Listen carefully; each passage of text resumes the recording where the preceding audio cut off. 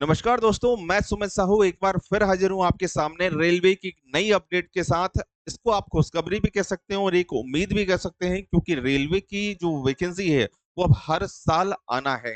ठीक है, ये अपडेट जो है वो 2025 के एग्जाम के बारे में है। मतलब आपने अभी फॉर्म फिल जो किए हैं वो 2024 के फॉर्म फिल किए हैं।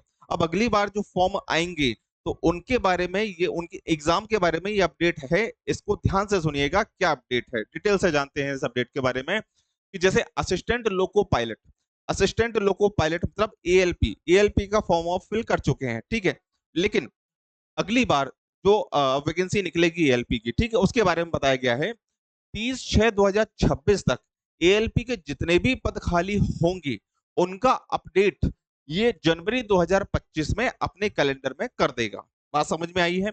उसी तरीके से टेक्नीशियन के 30/6/2026 तक जितने भी पद खाली होंगे, इन पद को हटाकर, जो पद अभी दे दिए हैं उनको हटाकर जितने भी पद खाली होंगे उनका अपडेट कैलेंडर में वो मार्च 2025 में कर देगा और नोटिफिकेशन जारी हो जाएगा। फिर उसी तरीके से एनटीपीसी ग्रेजुएट लेवल और एनटीपीसी 12th लेवल जो है, अंडर ग्रेजुएट लेवल है, उसके जो 30/9/2026 है वहां तक, 30 सितंबर 2026 तक जितने भी पद खाली होंगे उनका अपडेट वो जून 2025 तक अपने कैलेंडर में कर देगा। इसका मतलब ये हुआ कि अब रेलवे की जो वैकेंसी है वो हर साल आना है।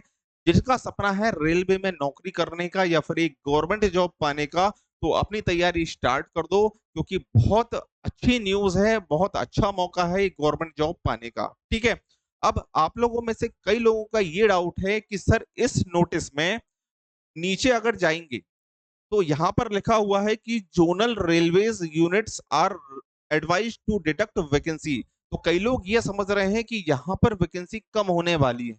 नहीं नहीं भाई, इसका मतलब ये हुआ कि यहाँ पर जो मैंने आपको बताया ना, यहाँ पर एक बार फिर से बताता हूँ। देखो, जैसे यहाँ पर मैंने आपको बताया था कि 30/6/2026 तक जितनी भी वैकेंसी खाली होंगी, मान लेते हैं 40,000 वैकेंसी खाली हुई, तो उन 40,000 में से एएलपी की जो अभी वैकेंसी दी हुई है 18,000 कुछ, उनको माइनस करके, उनको डिडक्ट करके जितनी वैकेंसी बची हुई है उनका डेटा दो।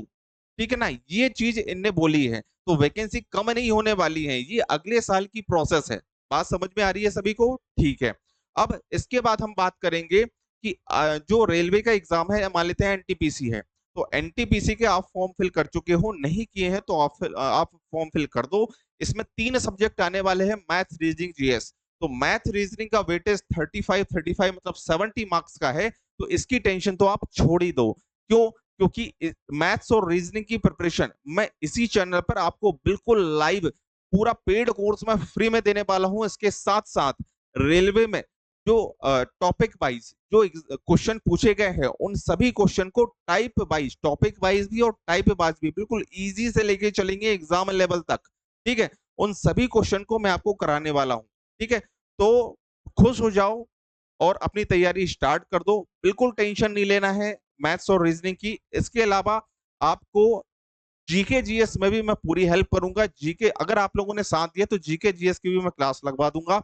और जीके जीएस आपको कहां से पढ़ना है, किस बुक से पढ़ना है, कितना पढ़ना है, इसके लिए एक प्रॉपर वीडियो लाऊंगा, उसमें आपको बता दूंगा कि कहां से आपको जीके जीएस पढ़ना है, कितना पढ़ना है और किस बुक से पढ़ना है।